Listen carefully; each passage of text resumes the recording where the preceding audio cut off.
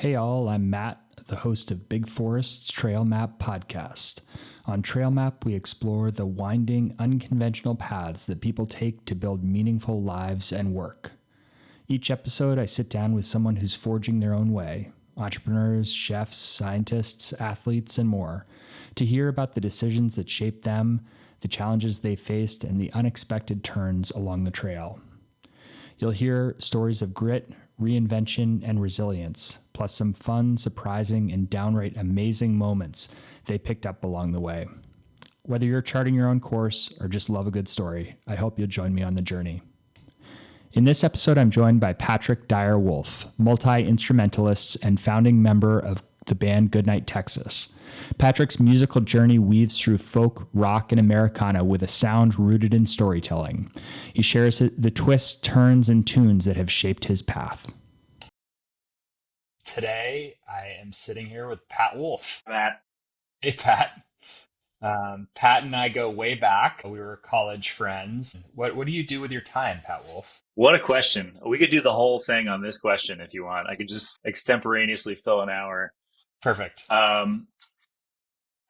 Honestly, this has been like my adult life's project, is with nobody as my real boss. How do I allocate my time? And what I've most recently settled on is sort of three buckets of like home stuff, band stuff, and my own personal stuff / my own personal music stuff. Okay. And so I have my little Google tasks on the side of my Gmail, and my things fall into those three categories of things I want to do today in each of those three, and then things in the reserve that like I can pull from and pull them up to like, we're doing this today. And then I try to slot them into like the calendar of the day. It's really super variable what I do with my time, depending on like what we have coming up with the band. If we were just away these previous 2 weekends doing festivals, one was in Washington State, one was in Texas. And so there was a lot of preparing for those in various ways, practicing songs that we hadn't done in a while, getting gear ready, just trying to keep vocally and physically warm. If you don't play or sing for a minute, it goes away quickly. And then next week we're going into the studio. It's like a lot of different things on top of each other. So it's like, that's an entirely different set of activities. And then there's always all sorts of like admin tasks. I'm sort of the de facto accountant for the band, and I do flight bookings. And so it's kind of like a normal job where there's a bunch of diverse and random things that all sort of have to be just like slotted in, I guess, is my very cool. Semi long-winded, semi-short way of answering that question.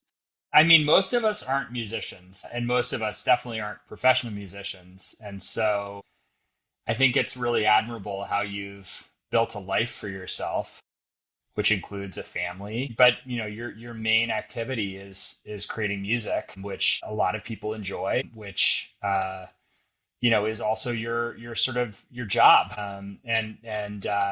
It's really cool, like, too, to remember that, like, there's a business behind the band as well that you need to keep going. So there are a bunch of different activities that support running that business. Does it still feel like art to you at the end of the day? Yeah, I think it could be sometimes a challenge to get back to that place of like, just like joyful creation. You can kind of like forget that's the whole reason we're here. And I think that's like one of my main, goals and ongoing goals and challenges is to try to like refocus on that. And a recent North Star for me has been, I don't know if I never really watched the Grammy Awards. I don't know if you ever watched them.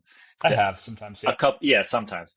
A couple years ago, I think it was 2022, Jon Batiste won album of the year. They announced, Lenny Kravitz says, and it goes to "We Are" by Jon Batiste. And he's kind of makes a face like, me? And like looks around, and then is just kind of endearing and gets up there and he says, he's like, wow. And then he's like, I believe this to my core. There's no best album, artist, whatever. It's kind of like when you make something, it has a radar and it goes out and finds people when they need it most.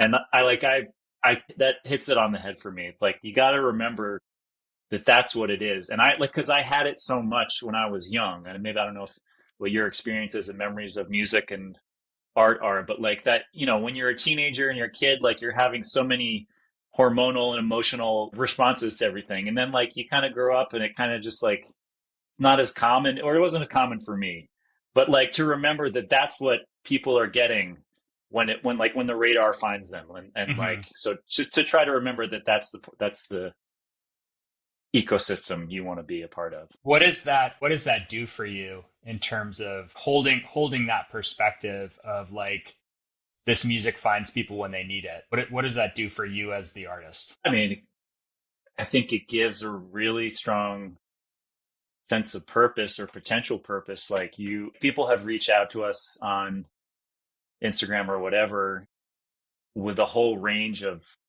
things saying, how much such and such song has meant to them, or like helped them during a hard time. Like you can lose when you're making something and like trying to be so, like you're working so hard on the weeds of something, you can lose touch with what it could mean emotionally. And you can, it comes and goes, but like, you never know how and when it's going to strike somebody like that. And when it does, and they tell you about it, it's like, wow, okay.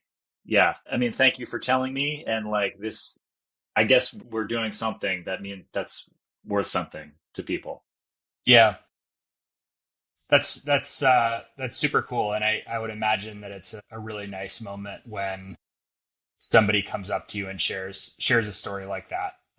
And I mean, I guess going back to like your earlier memories of music, as a kid, did you have any idea that making music was something that you wanted to do in your life as a profession? I mean, I think it started out as something like, like, oh, I want to play music. Like, I want to be a hockey player. I want to be a movie star, not anything grounded in any sort of like reality or real plan. But yeah, I just kind of stuck with it. And I was super fortunate to have,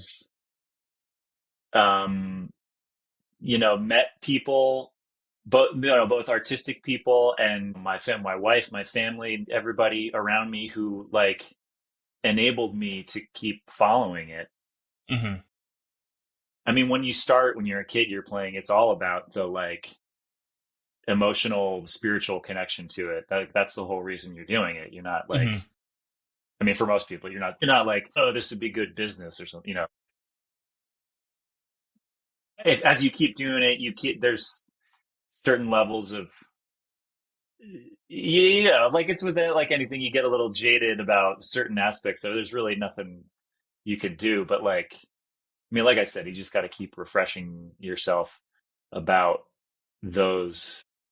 It has to become a balance. And I think this festival that we were at in Texas this past weekend, called the Kerrville Folk Festival, is actually the longest running music festival in the country, or so I heard. It started in 1972, and there are, we played on the stage, and there's artists that play on the stage, really great artists. But the real crux of it was people camp and just like play in song circles, and it's about like meeting other songwriters. Most of the people that go are musicians and songwriters themselves, and it's just about like connecting and meeting other people that are doing what you're doing. And super cool. Like, yeah, just experiencing the joy of it together. And people go year after year. It's like a real community and tradition. So that was like a great refresher in that sense. Yeah. For me, for us.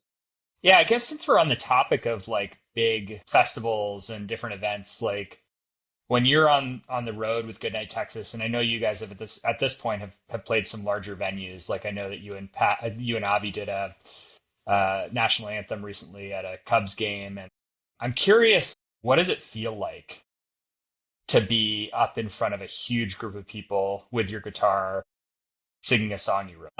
Well, we didn't write the Star Spangled Banner. That was Mr. Francis Scott Key.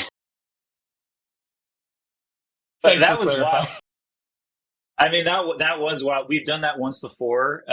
This time, I mean, doing that in the stadium is wild because, like, at a normal show, you have a monitor in front of you. You can hear what you're doing.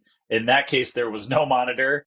So it's just like the huge echo of the stadium and like 50, 60,000 people or whatever.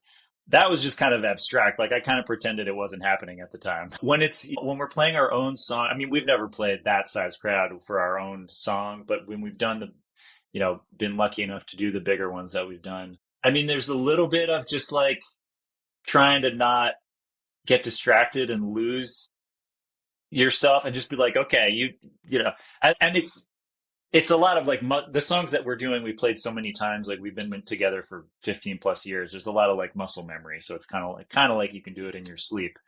But just if you're able to stay in there and also like kind of take in that like people are responding and like it's maybe positively, like I mean that is somewhere between a spiritual experience and a drug. Let's go back to like the earliest show you can remember. Yeah. And I think maybe the earliest show you can remember where you're playing your own music. What did that feel like? The earliest show I can remember was in high school. And I think it was a lot of covers, but we might have been doing a couple originals. And it was like in the basement of my high school, like in the cafeteria. And I just remember like lying awake, like so excited and so scared. Beforehand. Like, yeah, beforehand. Like, this is the pinnacle of my life so far. And like, it could be disaster, but I think it's not going to be, but it might be. What did disaster look like in that moment in your head? The thing is a train wreck and it's your fault. And it's like a nightmare, like everybody pointing and laughing. And like, ironically, I think that, happens still. And usually it's like, you have a wrong string tuned or something. But if you can do that, just like blam, and and everybody kind of notices it and like laughs, that's a great moment if you can harness it to like endear yourself to the crowd. Like, we're just guys here, we're just doing this, We're just people too. And we're just people too. And that's what you're always striving for, is like that kind of rapport and connection with the crowd. Like, we're on each other's team and we're all just here to like share this thing. Yeah, I think that's like one of the goals that I have as I'm thinking about like what this podcast could become. It feels like there are a lot of people doing pretty crazy things out there for work and of their own making. And I think like at the end of the day, like doing those things is about just like continuing to show up to keep doing them. And so I think like what you're saying to me really resonates with me. And I feel like people who are in these transition moments, wondering like what they want to do with their lives, like I think there's something to take from your experience of just, being a little freaked out, realizing that you might screw it up, but doing more right than wrong and, keeping doing it, keeping building it. And I mean, you and Avi have been building Goodnight, Texas for how long now? We met in 2007 in San Francisco, and I think we were first just a duo, gradually forming over the next couple years. And then the band, I don't know, scholars differ, but I would say like 2011, 10, 11, 12, 15 plus years. Yeah, it's amazing amount of sticking with it that you guys have done. I mean, I agree 100%. Like foot in front of the other is the way, and the only way. And I think it's just like, do you have the ability to do that? Like the social and economic ability to do that if it's not paying dividends right away. And I think I was super lucky to have that, that support system to let it to build. Like, cause we're not getting like venture capital to start it, like a lot. If you're starting a small business, a lot of times you'll have like outside investors or like take out big loans or something. And like, we didn't do that or have that. We just kind of like tried to make it work, and we've been real lucky. Yeah, when you start a business with investors, you raise money and you've got a little bit of a cushion, and it's not. I mean, in most cases, you're going and deploying those funds right away to like build a company. But with something like a creative pursuit, like what you've done with Avi, like you don't have that. You're just really bootstrapping it, as they call it. Yeah, the famously impossible thing to do: pull yourself up by your bootstraps. The actual origin of the phrase. Totally. Somehow flipped around. But yeah, I wonder if there are any VC guys anywhere being like, I wonder if there are any like folk duos that need. I think I would hate to see a private equity backed folk duo. Like, I think that would Totally. just, It's I that mean, what would they sing about? Sing ROI and KPI and, that could, done the right way. Like, I feel like you could win some hearts and minds. It Pat's would gonna be, go write the song after this. yeah, right. So I guess maybe I want to paint more of a picture of like how you've developed as an artist, and I guess like I want to, like you're a really incredible songwriter, and like your lyrics are uh, like stories. There's a lot there, and I'm curious about like the first time that you wrote a song, what that felt like. Did it feel like you? How did that? How did? I mean, I think, my sense of me is the only constant is change. And, it's like, it's sort of like you look back at work that you did a long time ago and you're like, wow, like, it's like looking at pictures of yourself. It's like, who's that? Like we look at, like we're looking at pictures of our kids, even from like 3-4 years ago. It's like, who's that person? They're gone, but it's still like embodied in you in some way. And it's kind of interesting to me how, kind of like what I said at the top about John Batiste, like the radar finding you. It's like your own things can come back and find you at different times. Like I can listen to something that I did and it could like really resonate with me. And I'll be like, yeah, I meant that. And I still mean that. And then I could listen to it on another day and I'll be like, this is really like foreign to me. And, Mm, I think a lot of it has to do with just the whatever base level hormonal fluctuations and like, did I eat that day or like whatever. But I think it also, has to do with bigger sine wave fluctuations of just where you are in your life and like how you feel about all sorts of things. I mean, I recently came back and did a newer version of a song that I wrote like 20 years ago and then, put out on a little EP, which was my first EP in 2008. The song was called Mary When I'm Gone, about when I went away for to study in Italy for a semester. That's an example. Like I felt at times over the years, like that was like something I did like back then. But I was able to like find it a place where I could still like put it on, and it felt like it fit. yeah. So And yeah, I mean, it depends. the crazy thing too, Pat, is that like as listeners, that song has a place in my memory, right? Like in terms of my own life and like when it hit me. And I've known you for a long time, but I think like it goes for musicians that I don't know too, like where like some song they released is like a big part of my life, even though I didn't write it. Yeah, I think that's a huge part of it too. Like, and it can be an interesting dynamic when like, a person or an audience like really feels a certain way about a song, and then the artist is like, nah, I don't like that song, I don't play that song, and then everybody gets angry, and then there's this whole thing. But Totally. it's just interesting how like it can connect with one party or another at different times. What does that feel like when somebody comes up to you and they're like, I really wish you played X song and it's like your least favorite? Like how do you reconcile that? I mean, it does happen when people say that about songs that we don't play, whether they're our least favorite or not, and we're always just like, next time, Yeah. And it's sometimes we'll be like, oh, let's go like out on the sidewalk and we can just strum it real quick, because I know that when I go to see artists and they play like a song that I want, especially one that's not like one of the top most famous songs, like it feels like a gift. So like Yeah. if you can give that to somebody, like, I'll give it to them almost every time if we can in some capacity. Yeah, I'm curious. I saw a clip on YouTube of a Bon Iver show where he took a fan into like a back room at a concert and played a song one to one with a fan, and it was like this like very intense experience for the fan, and like I mean they also made it like beautiful on YouTube and all this stuff. But have there been any things like that you've done where you feel like you've been able to? I mean, you played a song at my wedding that was very, very meaningful to Heejin and me. But I'm curious about like other experiences that you've had where you've been able to, um, provide a really special experience for a fan through a song that you've played. That was a great honor, by the way, to play that song at your wedding, which was a beautiful, beautiful wedding. Thank you. It's just something about weddings. There was this last year, March, I think it was in Houston. We were on tour.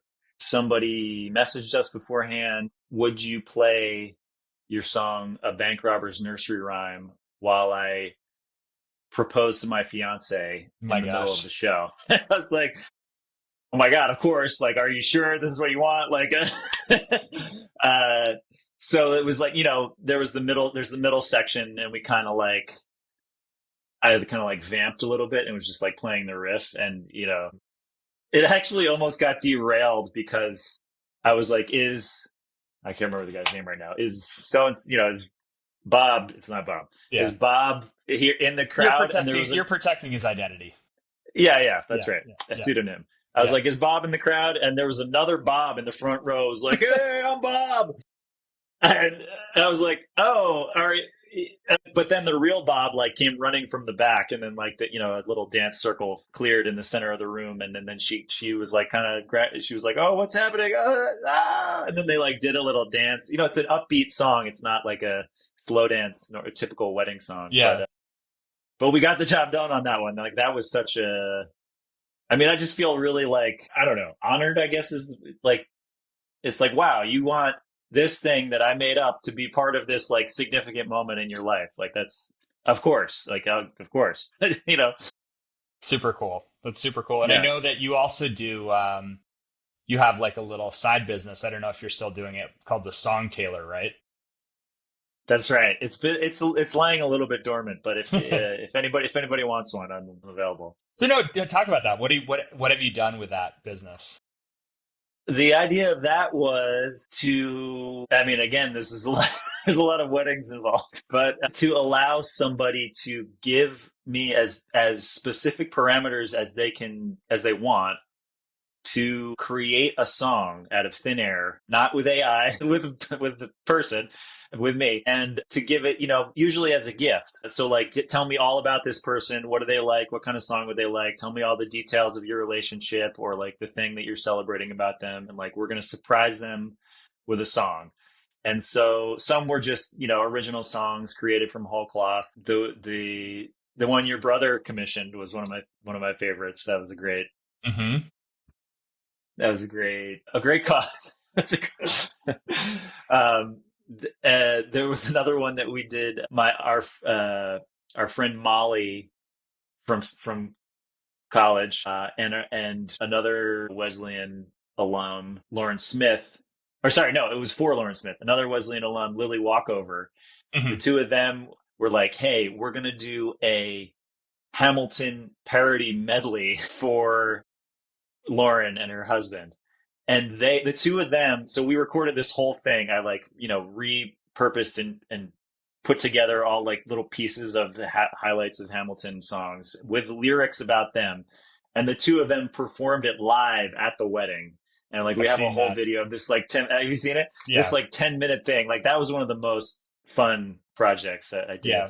That's so cool. It's so creative. It's not about like making big bucks with this. It's about like you're delivering like really meaningful, personalized experiences through this platform. Yeah, for sure. And I think that was even a little bit of a challenge with it, where it's like, it's a small batch, as it were, like, and finding like the price point is hard, because you really want to like put a lot of work into it and make it really good, but you don't want to be like, hey, this is going to be $4,000. It's like, where's the, and it makes me think of this book that my friend Rachel sent to me called The Gift I think it's by Lewis Hyde. I don't know if you heard of this book, about where do artists fit into like society and like a market economy. Yeah.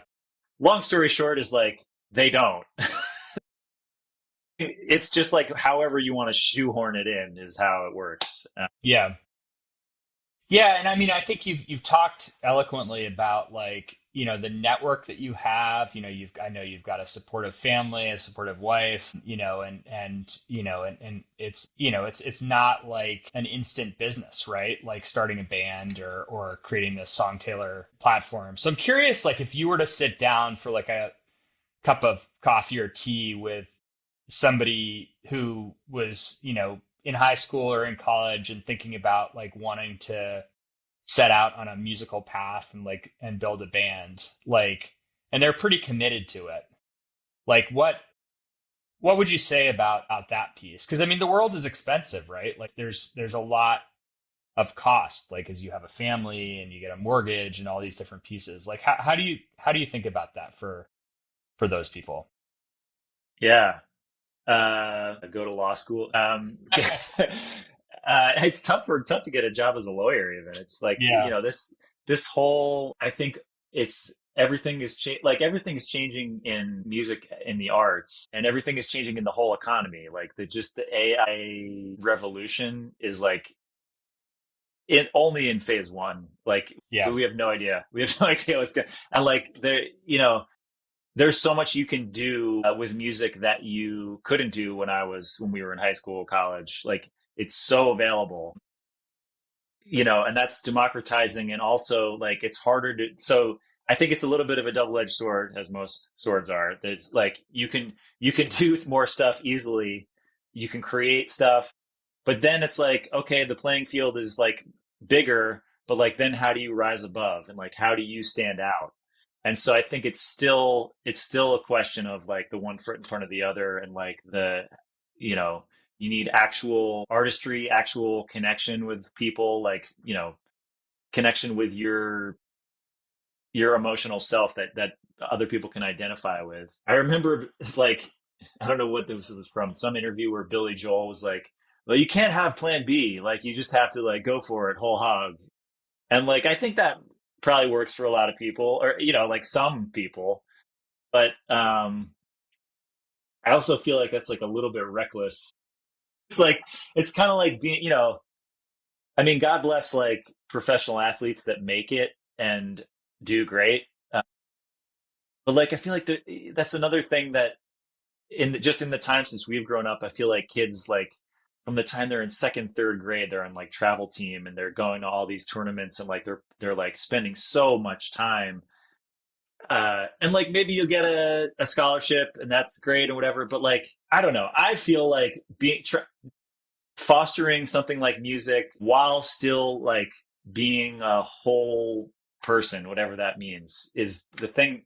I mean, that's just like my path and the one that I know. Like that's what I would recommend, because I think like it's, unless you're going to be something like I don't know, classical concert pianist, like you need all sorts of skills that can lead to all sorts of nodes connecting to all sorts of different aspects of what could be a music career. Like you could end up producing, you could end up songwriting, you could end up doing all sorts of stuff. So I think like diversifying would be my advice to any, young person. Just doing all sorts of stuff, not giving up, and like also gaining other marketable skills, maybe. I don't know. Well, I think that there is no plan B type thinking. Is, you could take that at several levels, right? And I think one of the levels that feels healthiest to me is that if you have something that's important to you, like music's been important to you, you should pursue it. And that doesn't mean that you don't have a balanced life, that you don't have, maybe it's not paying all your bills for now, but like, and you need other sources of income. But like, it's pretty sad if, I think if you get into your later life and you realize, hey, I really had this love of music and I haven't had music in my life, and so there you don't get a second shot at that.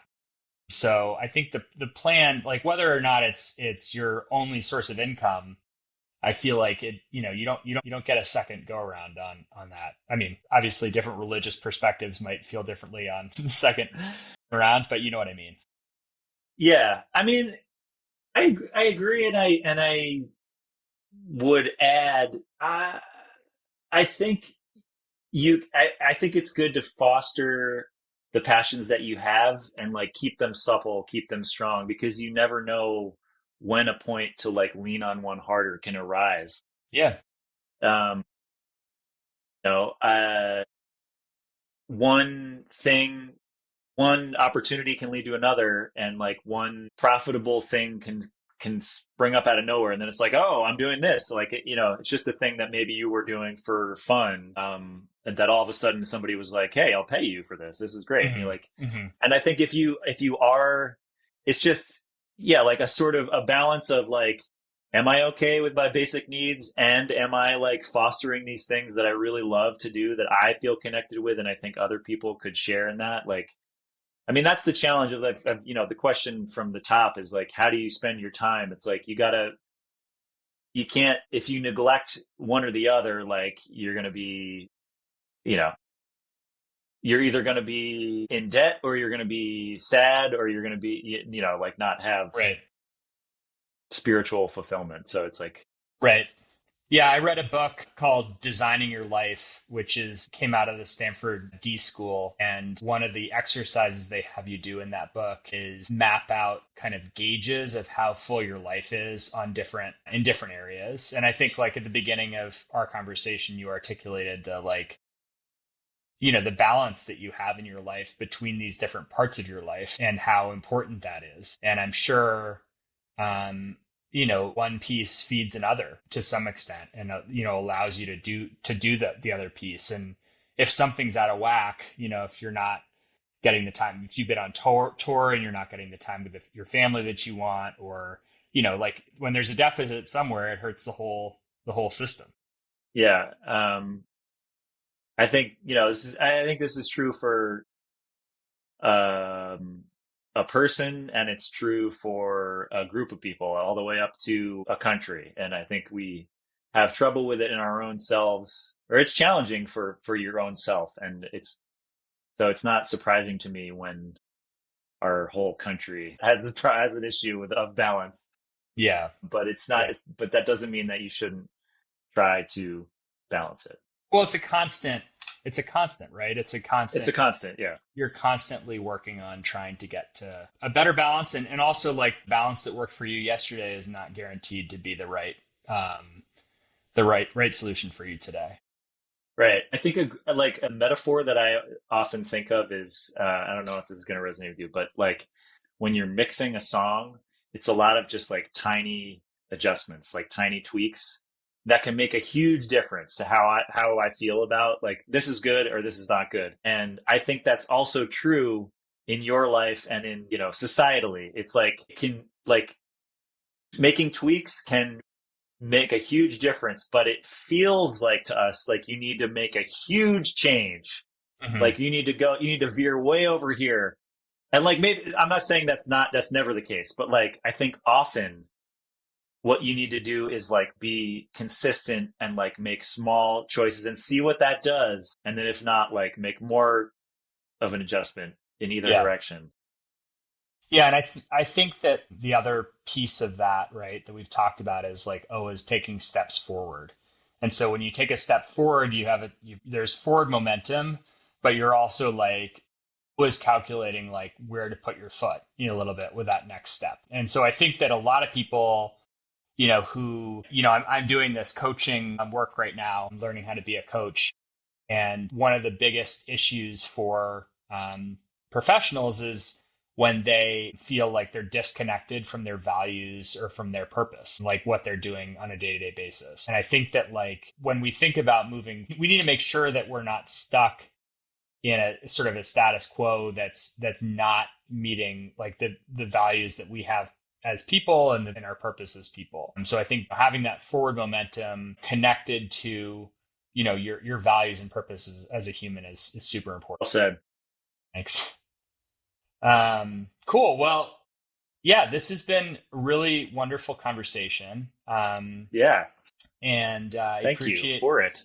I appreciate you being so open. And I'm curious, like, as we look forward and I guess, what are you looking forward to doing next? What's the next big thing that you're looking forward to doing in your music life? In my music life, the band is going to the studio next week. Amazing. Yeah. So we've been putting together songs and demos for the last couple months and did some initial demo recordings in February, and now we're going to Los Angeles to lay him down, to explore the studio space. And for the first time, we're using it, not really an outside, but we're using a producer who's our friend Adam Nash, who's been off and on a part of the band for better part of a decade, who sort of came to us with the concept of him producing it. Excited and scared for that. And then I've also been slowly rolling the ball of my own solo like album or whatever it ends up being for a long time. And I'm trying to one foot the other into existence too. And I don't know exactly how long that'll take. I think I need to set some dates, but I've got twin things coming up. That's great. Those are both very exciting. Just for those of us who had never been part of like actually making an album, like what is it? So you're going to the recording studio, you're going to lay down some tracks. I would imagine both like instruments and voice. And then what happens from there? Well, we're going to do our best to get most of it actually recorded. And I think some will probably do overdubbed later at our respective homes or whatever. But then we kind of hem and haw about if it's good or not and how we should sculpt it or mash it around for a while. And then it gets handed off to the mixer, the proverbial knob tweaker that I was referring to. And comes back through a bunch of revisions, and we talk about yada, yada, yada, trying to keep, both the 30,000 foot view, in, harmony with the in the weeds view. And then we do the same thing again with the mastering. And, it's just like an endless series of tiny adjustments until we say no more. Great. That's very exciting. Cool. Well, can't wait to listen to that. And thanks again for the time. And I'll talk to you soon, I hope. Thank you, Matt. This has been very enjoyable.